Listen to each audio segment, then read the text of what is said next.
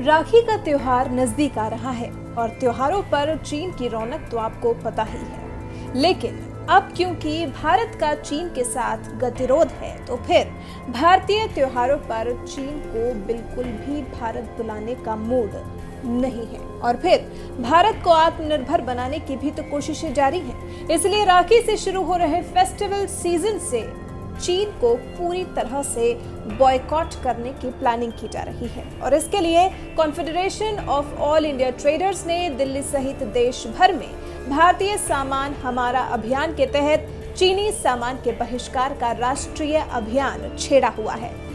संगठन का कहना है कि राखी वो पहला त्योहार होगा जिससे चीन को पता चलेगा कि किस मजबूती से देश चीनी वस्तुओं का बहिष्कार कर चीन को एक बड़ा सबक देने की ठान चुका है। कैट का दावा है कि इस बार राखी के त्योहार पर भारत की बहनें भारतीय राखी का इस्तेमाल करते हुए चीन को लगभग 4000 करोड़ रुपए के व्यापार का घाटा पहुंचाएंगी। एक अनुमान के मुताबिक हर साल करीब 6000 करोड़ की राखियों का व्यापार होता है, जिसमें अकेले चीन की हिस्सेदारी करीब 4000 करोड़ रुपए होती है। रक्षाबंधन पर चीन में बनी राखियां तो भारत में सप्लाई होती ही है। इसके अलावा राखी बनाने का सामान जैसे फोम, कागज की पन्नी, राखी धागा, मोती, बूंदे, राखी के ऊपर लगने वाला सजावटी सामान, सब कुछ चीन से ही आयात होता है। कैट के राष्ट्रीय अध्यक्ष बीसी भरतिया और राष्ट्रीय महामंत्री प्रवीण खंडेलवाल के मुताबिक रेशम की डोर नहीं, बस मौली बांध देना भाई की कलाई पर, मगर चीन की राखी मत खरीदना। और याद रखना, एक और भाई भी खड़ा है सीमा की चढ़ाई पर। अपने इस बड़े संदेश के साथ इस साल देश भर में राखी का त्योहार हिंदुस्तानी राखी के रूप में मनाया जाएगा और राखी बनाने या फिर बेचने में चीन का बना कोई भी सामान उपयोग में नहीं लाया जाएगा।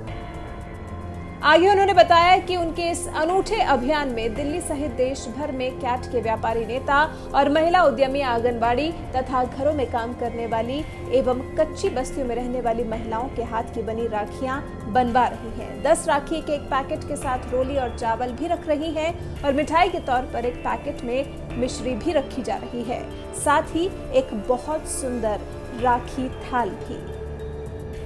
इस सबसे फायदा यह होगा कि देश भर के महिलाओं को या फिर इस कला में जो भी कोई निपुण है उसको रोजगार मिलेगा। कैट के ये प्रयास प्रधानमंत्री नरेंद्र मोदी के वोकल फॉर लोकल और आत्मनिर्भर भारत के आह्वान को पूरा करने की दिशा में एक बड़ा कदम है। राखियों का त्योहार विभिन्न वर्गों की महिलाओं की कल्पना शक्ति और क्रियाशीलता का जीता जागता प्रमाण है।